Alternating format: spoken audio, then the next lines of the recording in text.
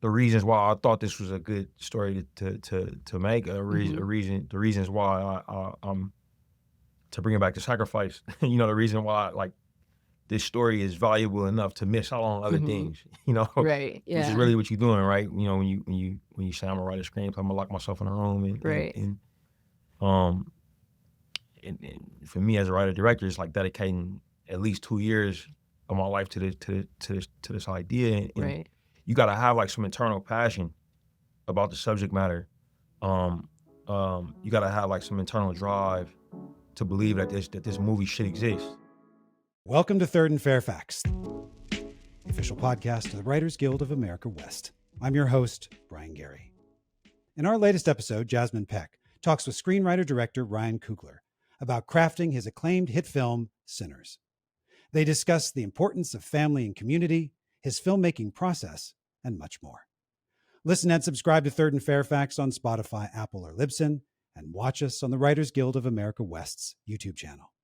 And now, here's Jasmyne in conversation with Ryan. All right, everybody, welcome to Third and Fairfax, where we tell you what's fair and factual about what's going on in the television and film industry today. My name is Jasmyne Peck. I'm a screenwriter and a union member, and I am so excited to be here today with the one and the only Ryan Coogler, the mind behind Fruitvale Station, the Black Panther franchise, the Creed franchise, and his latest entry into the film canon, which has taken the industry by storm, Sinners. Welcome, Ryan. How you doing? I'm doing good, Jars. I'm happy to be here. So happy to have you. Yeah. First things first, your uncle, Clarence Thomas, who is not the Supreme Court Justice, He's not. important distinction to be made. He is absolutely not the Supreme Court justice. He's just Clarence Thomas Jr., right? Yeah. Yeah. Mom's just quite. Man, I'm bugging. You good? Yeah, I'm good. I'm good. No, but it's my mom's older brother. That's why I was just looking at my wife there and thinking about my mom. Yeah. Shit, no. Yeah,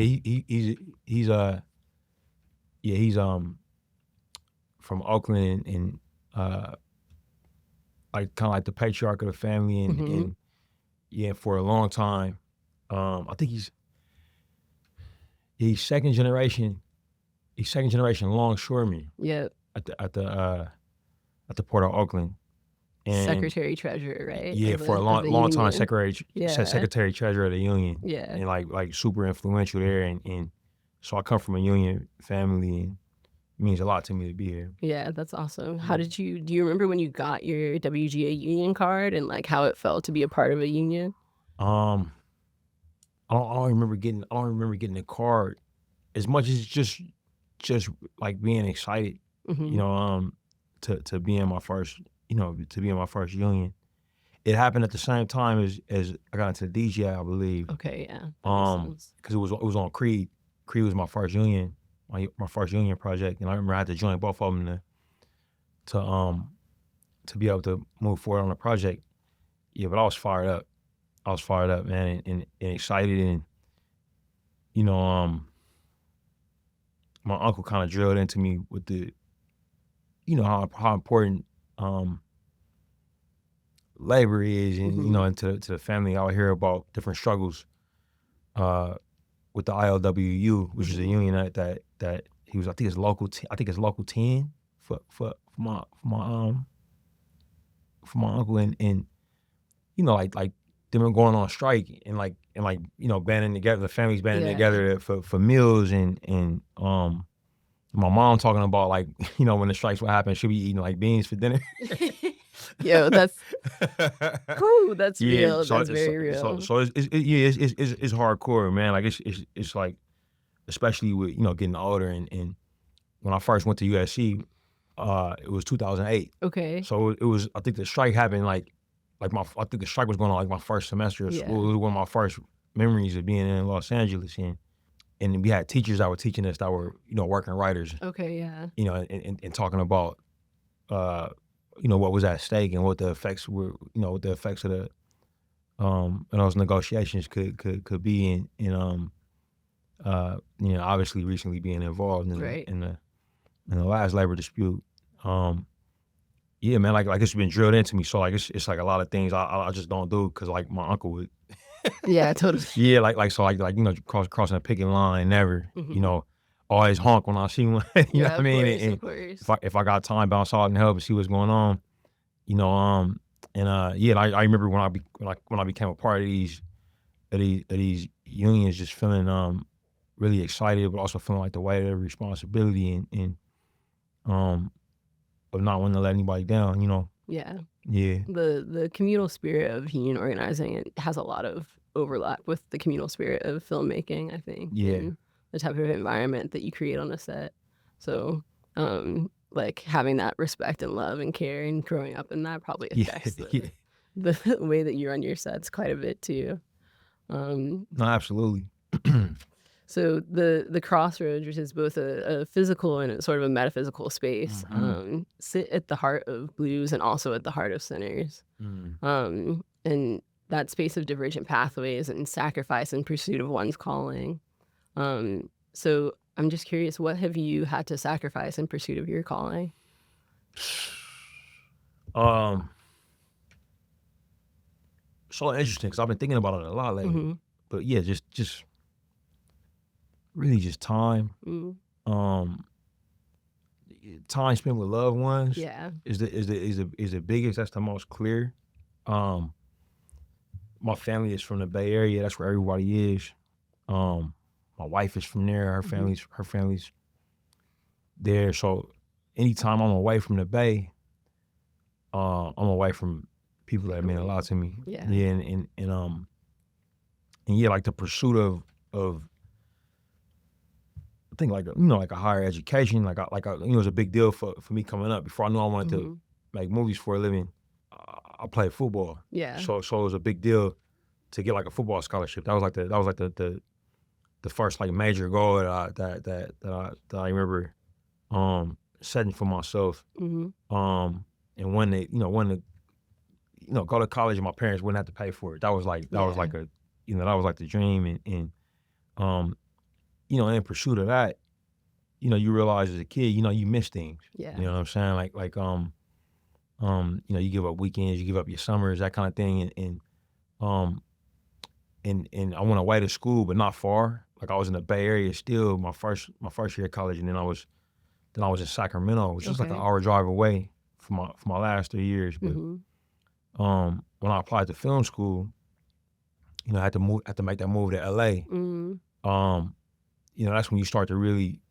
That's when I started to really like miss a lot of things. Like you missing birthdays, you missing weddings, you missing, just like the general like the life stuff, the big stuff, general life stuff. And then I was fortunate enough to start working and like we said, like joining the unions and the big one that happened to me that was very influential on the film Sinners. Was my Uncle James died while I was working on Creed, and he had gotten sick, and his health was kind of failing like the whole time I was working on that movie.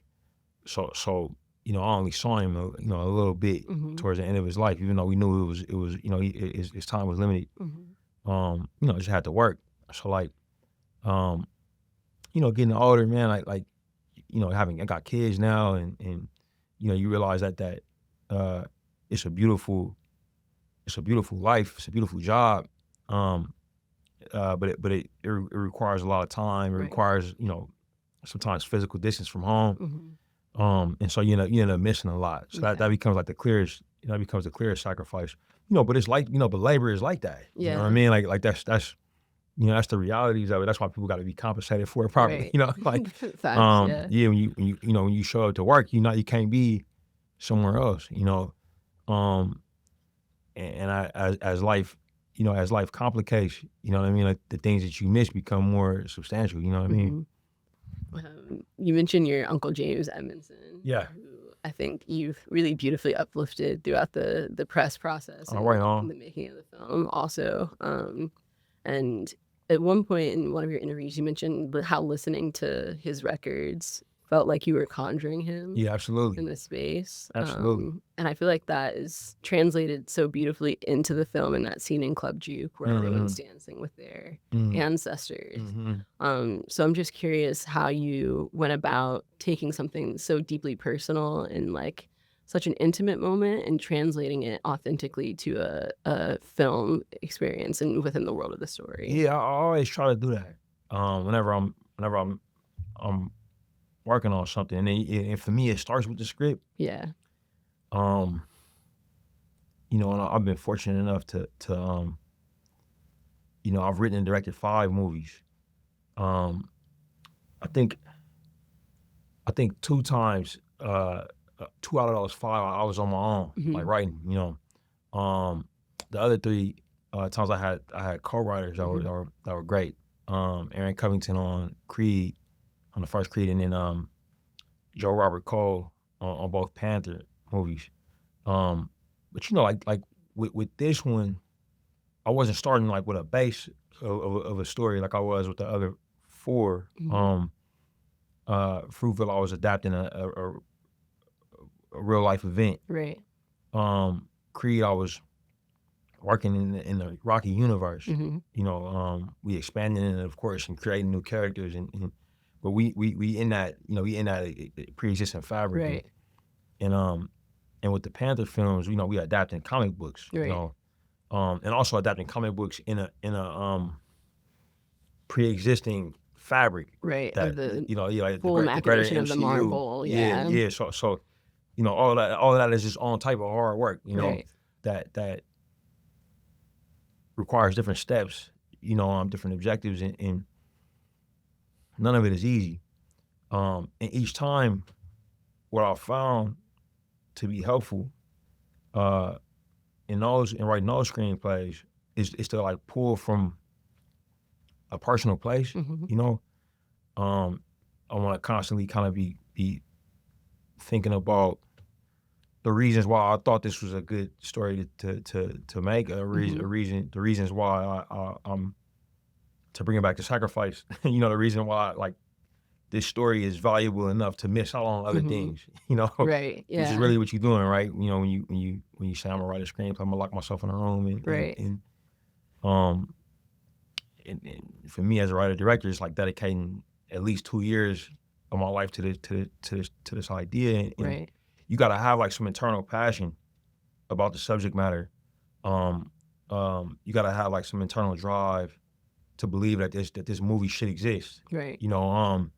And what I try to do is lock into the personal reasons that I'm feeling like that. As a thing grows, and you bring more people in, that's when I started to double down on those things, but also listen to my collaborators and what they find, why they said yes to the project. Right. You know what I mean? Like, or what they see for them like themselves. What personal ties they have for themselves. Exactly. And what you'll find, when you had the right crew. I work with my wife Zenzi often. But she's always like, even when it was in an unofficial capacity, she was always the first person to read what I'm writing. She's the first person to, if I have an idea for a story, she's the first person I'm pitching it to before it's words on page. Right. And I'm often looking for, her to connect with it from her perspective. Right. And as producers join and other folks join, that kind of say, oh yeah, that reminds me of this, or I like that because of this, and that's when I'm starting to expand it to like, now I'm thinking about the audience, right? Right. You know what I mean? Like the people who, if all goes well, is gonna buy that ticket, and sit there and observe once it's a finished thing. But the thing that it's almost like a full circle thing, because the thing that they'll connect with will often be related to why I was connecting with it in the first place. It was just an idea, if we do our jobs right. Right. And so I'm always starting there, and for me, I listen to this very specific music because of this very specific relationship that I have with which is a very specific person who I lost. Mm-hmm. Everybody loses people. Right. You know what I mean? Like everybody uses people. Everybody uses art in some form of a utilitarian fashion. Right. You know, especially music, right? Right. Because it's so immaterial and accessible. You know, surgeons, writers, athletes, postal workers, they all use music to do To things. get through their Yeah, day. like, you know, yeah. And everybody knows what that's like to smell a certain dish, see a thing, hear a song that takes them back to a core emotional memory. Right. That reminds them of someone that they've lost. You know what I mean? Like you know, I'm saying all that to say, oftentimes I try to like double down, triple down on the specific, Mm-hmm. but like through that hit something that's like universal. Right. You know what I mean? So yeah, that's kind of where the idea for the movie came from, but the idea for that party scene, Right. you know, came from like most people know what that feels like to be at a,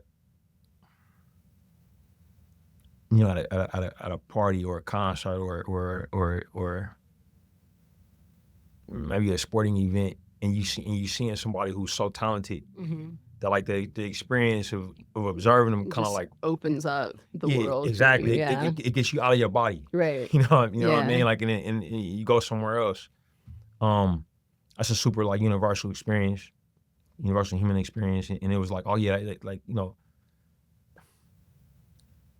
that's what these sharecroppers at this point in time, that's what they were doing. Right. That's why, you know, those Saturday nights meant so much to them. Right. They had so much that they needed to escape. You know, like they had so much they were dealing with that to get out of their bodies, you know, and in a communal way. Right. You know, would be incredibly important. Essential. You know? Yeah, essential. Art and yeah. survival, sort of these two symbiotic things. Like there's no survival without art, and there's no art without existence. So we have to like deal with them in a way that is like gives credence to the validity and necessity of them both, and allows us to go on. Yeah, I agree with that for sure. yeah. It's like the very fact of the power of the act of Stack and Smoke having that party and bringing the community together was an act of survival in and of itself in a lot of ways. Yeah, no, totally. Yeah, no, absolutely. You sort of addressed this already, but you've spoken about your aunts, Auntie Merlin and Auntie Caroline. Yep. And the way that you talk about them being perceived by the outside world is like identical twins versus being perceived by your family as like, oh, I can tell them apart because I know them. Yeah, unique individuals. Yeah, they're unique individuals. And that struck me as such a like fantastic metaphor for audience and the way that like Sinners is beloved on a mass scale, but it impacts the Black audience differently. It's like family, looking at family. And so I think that you already had really spoken so well to how specificity impacts that. But do you have any other thoughts on speaking to the general audience and the Black audience simultaneously? Wow. Such a great question.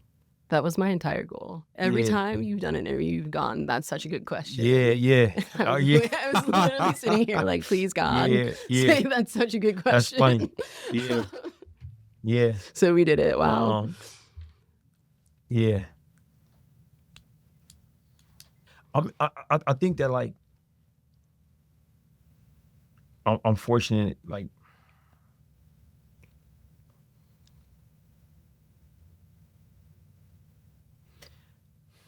I think if I didn't do that, right? If I didn't make things that were specific while at the same time being universal, then I don't think it would be a place for me in the industry. You know, like it's kind of like the reason that I think I'm here. You know, like it's funny. Like I was talking with George Lucas years ago. Years ago. This is probably like after. It's probably in between Fruitvale and Creed. But he's a Bay Area guy. Okay. And he kind of you know, sat me down and was like, "Hey, don't leave the Bay Area." You know, like it was kind of one of those types of meetings. And one of the things I remember him telling me was that he and all of his contemporaries, they kind of refer to as the film school brass, like him, Francis and De Palma and Scorsese, and he was saying that they were all, you know, the reason that they were, one of the bigger reasons that they were all successful was just like the luck of the time that they were born in, and that the trusted Hollywood crop of directors were aging out at the same time where they were becoming available. Yeah, and he said so much of the fact that they were successful, you know, I think he included Spielberg in that too, was generally actually because of the stroke of luck of when they were born. Right. You know, and I think about that a lot. Like I think about, I was thinking about that all the time on this movie because this movie was about people in 1932, Clarksdale, Mississippi, the Mississippi Delta, which is often like referred to as the most southern place on earth, like just because of the cultural realities at that time. They were listening to music on weekends performed by sharecroppers who they knew, not knowing the impact that was going to have, like on the world. Right. To them, that was just what they did, you know. Like and I have to imagine that it felt very specific to them, right? You know, specific to this place. You know, obviously this was before the internet and before, you know, like I have to imagine they felt like nobody really cared. Yeah. You know what I mean? Like about what they were doing, but you know, in 2025, we now had a context, right? You know, like of knowing that music kind of changed the world, right? And for me, you know, I'm born in the late '80s. You know, I'm coming up. You know, when California, you know, kind of had specifically like Black culture in California, it kind of had everybody's attention. You know, like one of the first movies I remember seeing in theaters was Boys in the Hood, and it was about LA. It was set in South Central, but these dudes felt like my cousins. You know what I mean? Like they felt like it felt so real, and it was very clear to me that you know, as I was growing up, that our culture mattered. You know what I mean? Like in a national sense, but even like in a global sense. scale, yeah. You know what I mean? Like Tupac was around. Right. Like he was around. Like he was in the Bay Area. It was nothing to know somebody who knew him. Right. You know, it was nothing to know somebody who knew MC Hammer. Right. You know what I mean? Like and the art that they were making, it was very clearly impacting the world. Right. You know, and coming of age with the internet and with social media, you know, it was very clear to me that everybody's story kind of mattered. Yeah. You know what I mean? Like if you looked at it close enough, right? You know, like regionalism,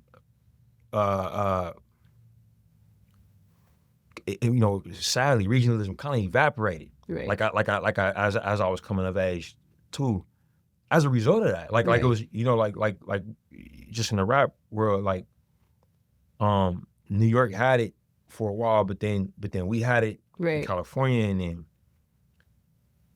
in the Midwest had it. You know what I mean? Like with Bone Thugs, and then Nelly. You know what I mean? Like and in the South, kind of like, in a way, the South kind of grabbed it back, and like has kind of never let it go since. You know what I mean? But it tracks that, you know, that's where we from. You know what I'm saying? So like just in seeing it, and also seeing like how with social media, you know, everybody kind of dresses the same now. Right. I mean, everybody kind of uses the same words, like regardless language, of where they from. Yeah, like sure. you know, and there's like this kind of respect for, yo, if you do something cool, right, I'm gonna use it, like no matter where. You know what I mean? Everything's like, in constant conversation with each other. It's like exactly, and so I kind of grew up with all of this evidence that making things specific is kind of all that matters. right. You know, like um, and but also knowing that it's okay if you don't get all of it. Right. You know what I mean? Yeah. Like somebody could watch Boys in the Hood and not get all of the nuance nuance and like of texture. South LA. Sure, of course. There's some things that even me being from Oakland might fly over my head. Right. Until somebody who's actually from that can explain it to me. Right. Right. Because John was so from that. Right. You know. But that actually makes it like richer. But you feel it. Yeah, like and it also gives me a reason to go back. Right. Like it's like, oh, I can go back and explore even more this context, you know, like and for me, that is like I see that as like almost like my existential reason for being in this industry. Yeah. You know what I mean? Like having had the unique experience of kind of being a audience member and a student and a worker at the time that I've been at the specific time that I've been alive. Yeah. You know. Does that make sense? Yeah, okay. It does. It's like cooking, you know? It's like the best dish. Like you might eat something and not know that it has like coriander, cumin, garam masala, all of that in there. Yes. But like you taste it, you feel it. That's and if it's missing, you can tell that it's missing. It's not hitting. That's sort of thing. That's sort but also like, you know, I can enjoy, you know, like I can enjoy like Afghan cuisine. Right. I'm not from Afghanistan. I've never been. I bite into this. It does not remind me of my grandmother or my great grandmother. You know what I mean? Like it's just really good food, right? Exactly. But then I can have a friend that's from Afghanistan who could say, hey, what you tasting is that and this and that and my grandmother showed me how to, you know, and I go back and eat it again and I'll taste greater appreciation for the meal. Greater appreciation for the meal. Part. Yeah, like so for me, like that's what I'm making. You know what I mean? I'm making things that or you know, if you pop the hood are very specific to my cultural reality. But I'm making. I have to make them without like this false notion that it won't matter. Right. You know what I mean? To the because you know like. That's truly a false notion, man. Like human beings in general, I think like, you know, we care about each other. Yeah. You know what I'm saying? Like we want to know, like we curious. Right. Like about like what's happening. We want to learn as much as we can. We want new experiences. Yeah. You know what I'm saying? Like I actually find that like when you find people who are the opposite of that, it's been beaten out of them, right? Somehow, you know what I mean? Systematically detached from, yeah. But that's like I think a function of our society at large right now is the struggle between individualism and community, and like getting people to reinvest in the natural instinct to be invested in community. Absolutely. Yeah. Even like consumption. Yeah. Like you know, like I'm always advocate for, you know, for the theatrical experience, which is a communal form of consumption, you know, as opposed to the you know, because there's a place for individual consumption as well, right? You know what I mean? Like you know, like television is a beautiful industry. You know what I mean? Like radio, beautiful industry, like all of these, you know, but I think that it's also a place for like for the things you consume next to strangers. Right. You know what I'm saying? Yeah. Like in a democratized way. Learn and get from feeling the energy of other people in the same space. Totally. The other thing about consuming things individually is access, and so certain things might not be available on the big screen. Totally. And speaking of, I watched Locks and Fig on Canopy with my library card. At the school. Yeah. That's funny. You can watch it at home. You can stream them at home. Yeah. But they are USC shorts. And I had seen them a long time ago, but I wanted to watch them again to just prep. And speaking of specificity, like I was really struck this time on the way through watching your work about how precise you are with the power of like a singular moment. Like the idea of choosing to cut your hair, or Oscar Grant's mom telling him to take the train, or Smoke and Stack saying it's got to be tonight, not next week. And I was wondering if that is a conscious storytelling technique or something that's instinctual about the way that you write. I'm not sure. Okay. Yeah, like I've never been asked that. So I never considered it. It's funny. I was talking with a writer the other day, and she said like how she sees television. No, how she sees movies is you looking at the most important moment in a character's life, and how she sees television is you looking at the most important journey in a character's life. And that hit me pretty hard the other day, because we were talking about TV, and I think like in my heart of hearts, I'm like a movie person, you know. So like I might have been signaling that even when I was writing shorts, you know. And I'm learning to be a television person right now, you know. And I think that might be a part of it. Like with movies, you have to, like, you know, you gotta work so hard to keep people's attention. Right. You know what I mean? Like, and yeah, like if you gotta, from moment to moment, like make sure people care. Yeah. You know, like and I think, yeah, like I do try to. It is something I think about now for sure, consciously, of like why, you know, why today, you know, why now, you know, and not on a cultural sense, but like just on the mechanics. Yeah. You know, like it's like a technical thing, right? You know, it's often lost, like how, you know, how technical the specific type of writing is that we do when we writing for the screen. You know, but yeah, but I'm not like, yeah, man, Locks and Figs so long ago. But yeah, like I am thinking about stakes. Yeah. Yeah, and for Locks, I think it was interesting because it's something with, like, yeah, I was playing with stakes the whole time, you know. Because we couldn't have words in our movies in that class, you know what I mean? So it was like I think they changed that rule since, which was a mistake. You think so? Yeah, I feel like people want, so often in film school, people want their shorts to be imbued with the power of feature film, and we need to be mastering the artistry of a moment and like evoking something.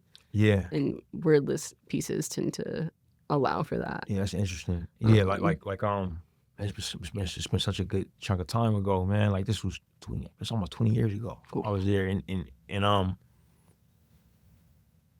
yeah, and I do remember being frustrated by like not being able to have words, but at the same time, I was just happy to be there, you know. Yeah. like you know, like 100%. Yeah, and I thought it was like a function of the cameras, like because we had these old ARRI-S Super 16 cameras that they were not sync sound. You're not running sync sound, yeah. Yeah. No, they were very loud. Like, brrr, you know, I've since worked with IMAX cameras and very loud also. Way louder. You know what I'm saying? But it was a similar context. You know, like it's like, hey, you're not shooting a close up and using that audio. You know. So like I think I always imagined that was why, because when they went to the digital cameras, which happened shortly after. Right. I think like the sound thing went away. You know, they didn't have something that was like a technical impediment to you know,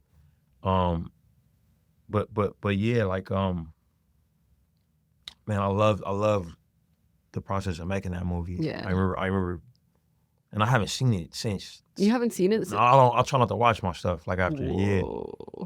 I mean, it's worth a watch. Maybe in 2028. Maybe one day. Give it a good 20-year anniversary and go back. Maybe one day. That movie, in the credits of the movie, I was really struck by how much the overlap there is between family and creative circle. Oh, yeah. Like Zinzi is like 80s script soup, and your mom is associate producer. Yep. Your dad's transportation services. Yeah. All true.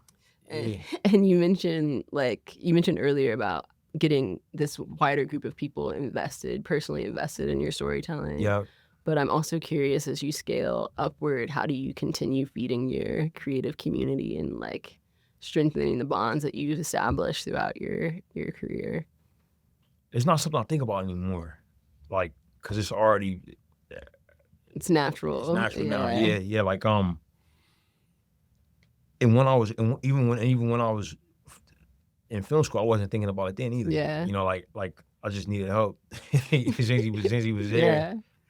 And me and her, man, we did everything together anyway. So like when we were athletes, we would work out together. Okay. You know, that was how we spent our time. Like, we had this track coach, shout out to Soupy, Daryl Hampton, who I played football. So like I remember the first summer we was dating before college.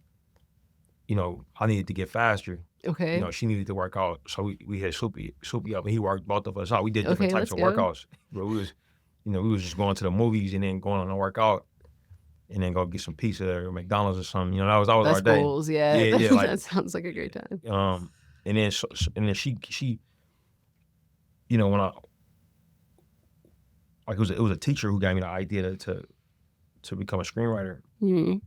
And I told her, she was like, okay, cool. Like, so then she bought Final Draft for me. Okay. So I was in Microsoft Word for a long time. We all start there. Yeah. Frustrating experience. Yeah, you're like, indent. Yeah, sure. Yeah, man.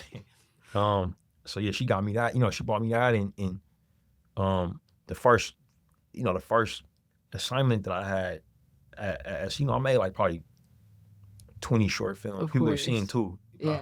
I made made a bunch of them. The first one I did, the actor didn't show up. Sure. So I had to jump in and act. Okay. And then if I'm acting, who's holding the camera? Right. You know what I'm saying? So she was there. She was my DP and like, camera operator. Producer, sound. You got the boom pole over here. The camera's over there. Yeah. Exactly. And with Locks, I shot it in the Bay Area. Mm-hmm. I wanted to get out of LA. Right.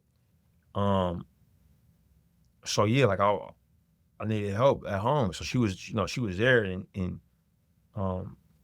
shout out to Francisco Costa Leaks. He's in Argentina now, but he was my partner on a.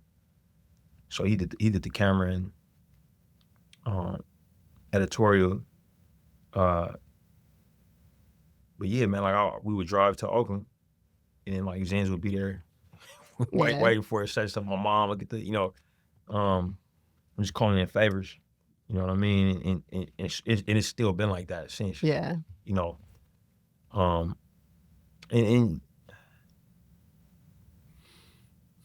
I think it's a trust thing now. Mm-hmm.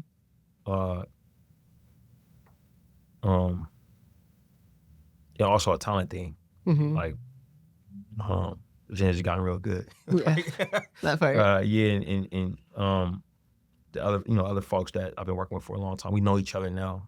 Right. You know, like with Lou Viggs, another one. Yeah.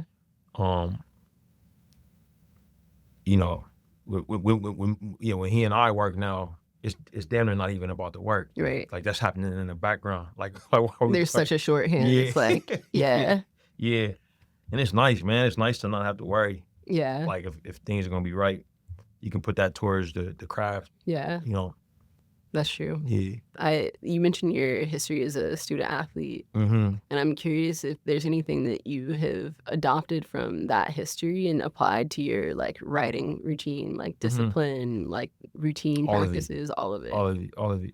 I mean, a big one honestly is what I was just talking about. Like, I play receiver, and I think when I was in college, I think I had like. I was talking to my homies about it who actually kept playing. He went to Canada and had like a Hall of Fame career out there in the CFL. Now he's back home. He's our accountant. Mm-hmm.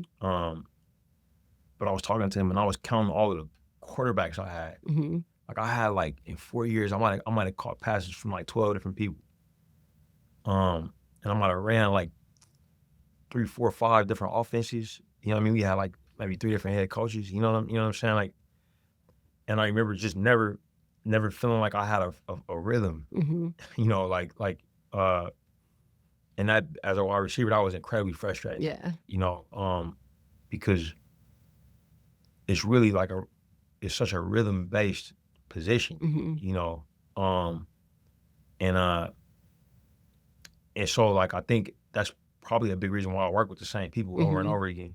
You know, like it is like that chemistry, that rhythm when you don't gotta, you can trust that the thing is gonna be there when you need it to be, because the actual work itself is hard enough. You know what I mean? Like, so yeah, I think I took that. The other thing I learned is like,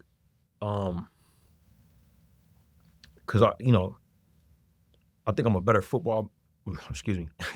I think I'm a better filmmaker than I was a football player. Okay. You know, and I remember coming across in football. I remember coming across people who were better players than me, and something would happen where, you realize, like, sometimes in the middle of a game, you know what I mean? Like, oh, this person's better than me. Like, or this person is a lot better than what we thought they were. Like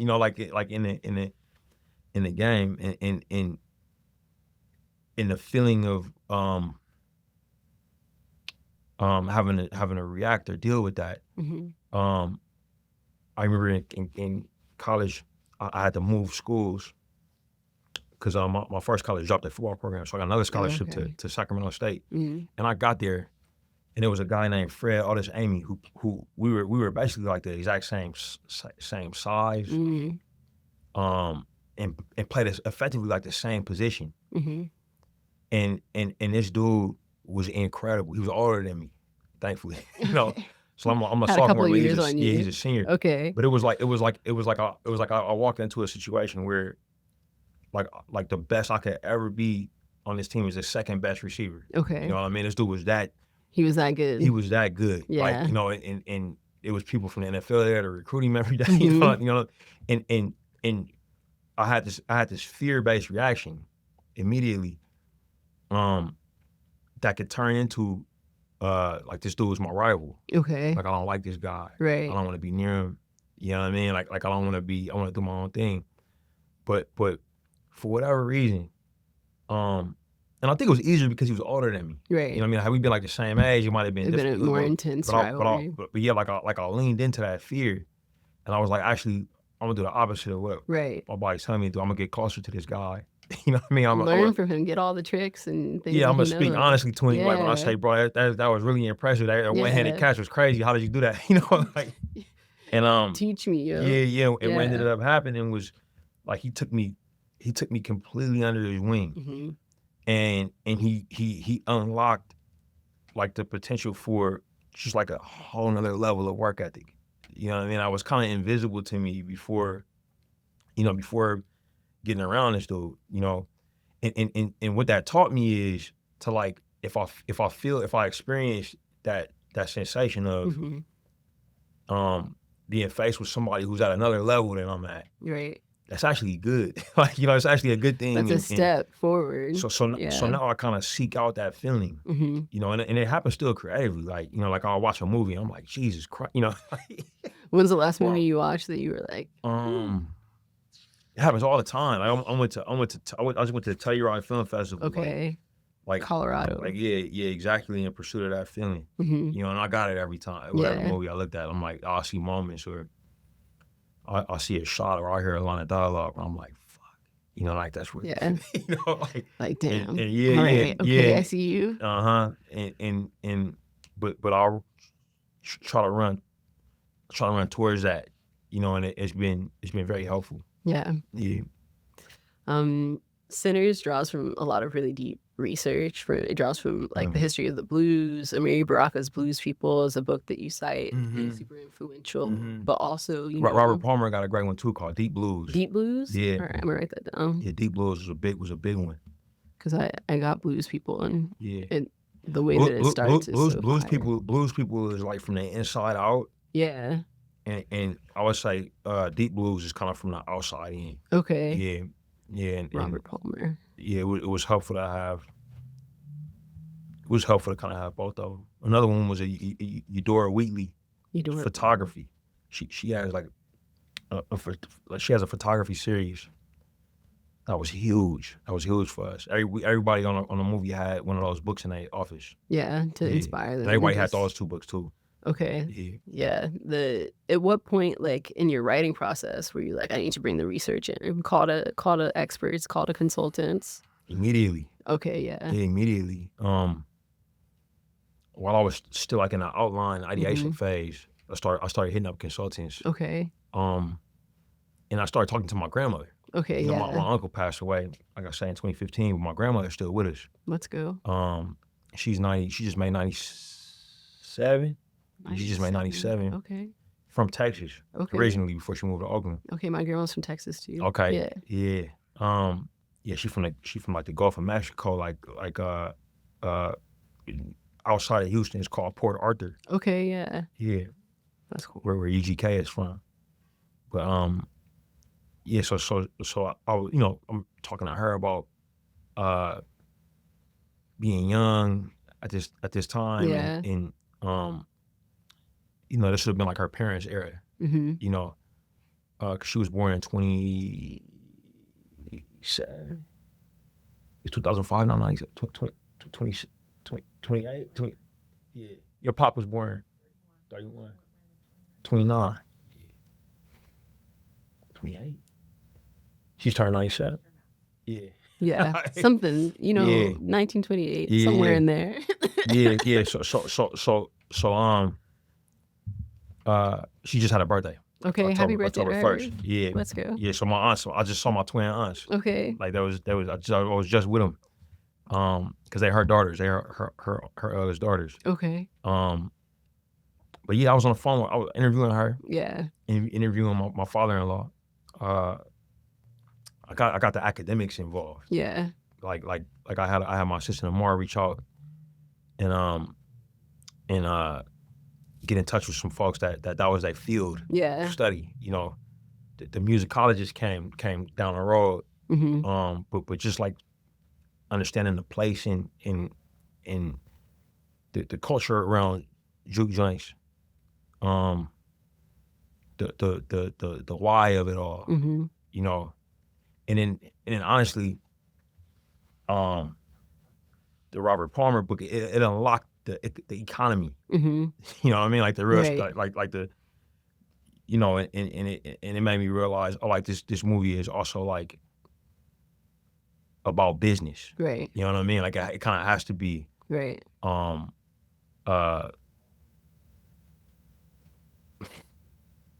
Cause you can't talk about the Delta. Right. You got to talk about the peonage system. Yes. Like the racism. Yes. All of the material conditions of the people yes. at the time that made the music. Yes. Which is... it's interesting, like because like I understood, like, cause I'm from, I'm from what has become and kind of always has been kind of a company town. Sure. Like the Bay Area. Sure. Yeah. Like where you throw a rock, you're gonna hit somebody who works in or has been affected by the tech industry. Right. You know what I mean? And how, and before that it was Kaiser Permanente. Right. You know what I mean? Or before that it was the docks. Right. Like in like how an economy can just like radiate, and feel like omnipotent. Right. You know what I mean? Yeah. And in that, it's entertainment in Los Angeles, right? Right. You know what I mean? Like it's where everything is affected by that. Right. You know what I'm saying? It's the epicenter of life in that particular place. Yeah. Yeah. And it's why, a waiter in LA Right. or a barista in LA is gonna be the most attractive, charismatic Right. barista you'll ever find. You know what I mean? It's because that The person's place makes the that person's person. an actor. Yeah. Like that. Yeah. Like that person's an actor from Illinois who was told they was good looking and charismatic their whole life. Right. You know what I'm saying? Like, and they came here and now they serving you like, you know, like the understanding of how like an industry can shape everything. Right. Like that became very clear to me. It was like, oh, it's all cotton Mm-hmm. at this time. Like cotton is why, you know. It's the base of the economy. It's like the livelihood. It's also your comfort, your clothes. It's like your strife, but also the money that you make to like bring yourself comfort. All of those things. Yeah, and that to me was like I was like Jesus, you know. Like, yeah. And you know, so yeah, like bringing in the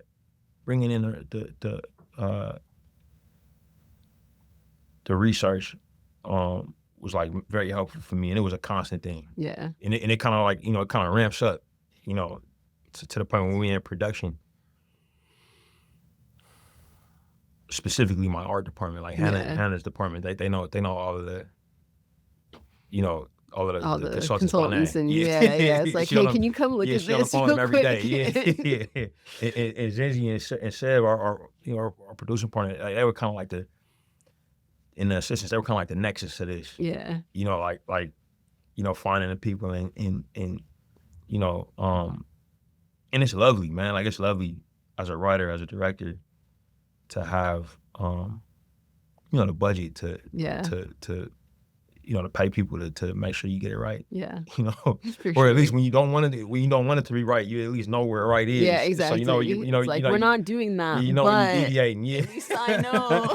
Like, don't at me. Like, I know I'm doing something different here. It's a choice. Man, we had a blast with that. Yeah. All right. Last question. I think that'll bring us home. So the film really explores how like judgment and glory coexist.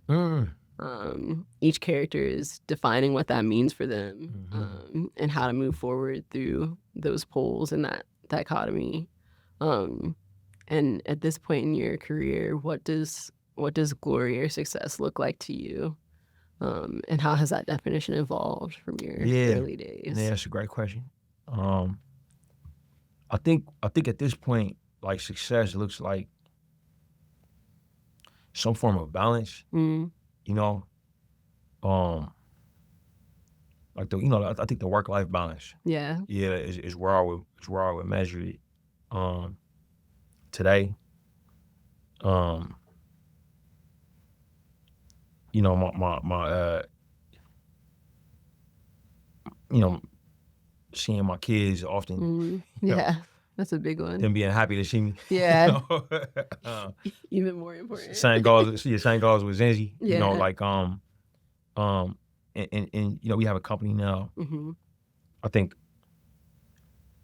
the health of the company. Yeah. The health of the people who make it up. Me, myself personally having a positive impact on the health of our business. Right. You know? That's huge. I think those things. Yeah, and like my personal involvement in making things better. Right. You know what I'm saying? And not making things worse. Right. You know, I think is how I measure it. Yeah. Yeah. I think that's a great answer. Thank you so much, Ryan. It was fire. Appreciate you. Thank you, Jazz. It's lovely meeting you. Likewise.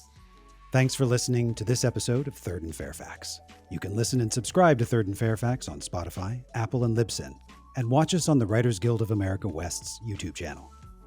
Also check out writtenby.com, the Guild's online publication, for more on writer craft, career, and union life. Thanks for listening, and see you next time.